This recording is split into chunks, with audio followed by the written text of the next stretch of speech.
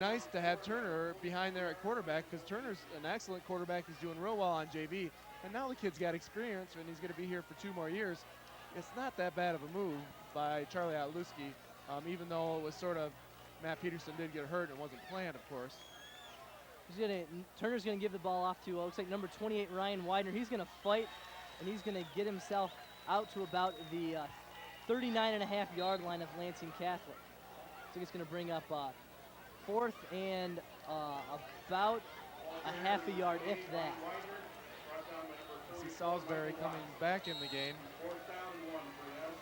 The Vikings are going to go for it here on 4th down. Not a bad call by Coach Charles Otluski.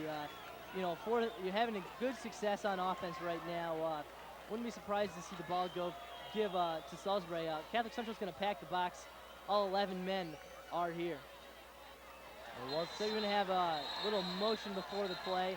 Not sure who the penalty is going to be on here. It's on the left side, Greg. And could be the defensive is across the sides, but it might be that one of our guys jumped as well.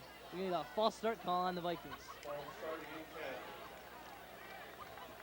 That's the kind of call as a coach that you don't like to see when you had an opportunity to get that first down just within inches. And now you're going to be forced to punt the ball.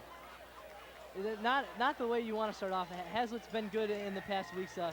Fewer and fewer penalties each week. So that's a bright spot on the team so far. The punt will be, looks like number 7, Ryan Richardson, I do believe. Here's the return by Lansing Catholic. He's got some room up the right side. He's going to slip and fall. He's going to be down on his own 32-yard line. We've got a flag on the play as well. One of the things that Hazlitt needs to be careful with is number 24 for LCC, Daniel McKenna, just came right in there, and he was a good half a step away from blocking that kick as well. Here we're going to get the penalty calls. You're going to have a personal foul penalty on Hazlitt. That's going to attack 15 yards onto the end of the return there. Possibly for a late hit, it looks like. Well, Greg, I hope this doesn't turn into, as you recall, being out at East Lansing. And it's unfortunate because I think one of the only reasons that probably the Vikings lost East Lansing was the 100-plus yards of penalties that they have. And I think most people probably are assuming that LCC might be an easy win for the Vikings. But if they have, these penalties exactly like this, it may not turn out that way. Always as a coach, these are the penalties you try to eliminate every time. And high school referees, it's a tough job out there. These guys this isn't their job, and they do all the time. So sometimes they do make a couple wrong calls here and there. And if you, don't make that late hit, they're not going to have to force you into making anything crazy. Exactly right. Here's a passing play here by Lansing Catholic. It's going to be intercepted by Hazlitt, number 44 for the Vikings with the interception. We have a flag too. The interception was made by number 44, TJ Lindemann. And that was a great play, good heads up, and that was a cannon by LCC's quarterback. And I imagine, Greg, what we're going to see here is it's got to be a face masking at the end because they threw it right as he went down. And so I'm thinking it is a face mask. It was a face mask. Good call, Mr. Hey, Town. maybe I should commentate some football. Yeah, I think you should. It's going to be only, though, a 5-yard, not a personal foul there. Incidental face masking on the Lansing Catholic Central Cougars.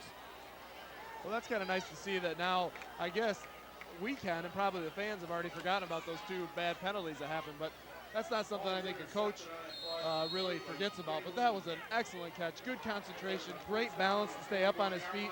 Let's see if we can get a look at this face mask. I think it's number 78 that grabs right across the front. There he is, right there. There's the face mask. Looks like it's just underneath that, though. And he had a bad look at it, so I don't know, but we'll take the penalty anyway. Turner's going to keep the ball. He's going to throw it up to number 23, Tigana Makuna. Makes the catch at the 20-yard line, and he falls down at about the 19th. I like that play. I think that's a great play, and I think one of the things that's good about this offense that Charlie Otluski runs is that, you don't expect that kind of pass, and when it happens, it's almost too late by the time you react to do anything about it.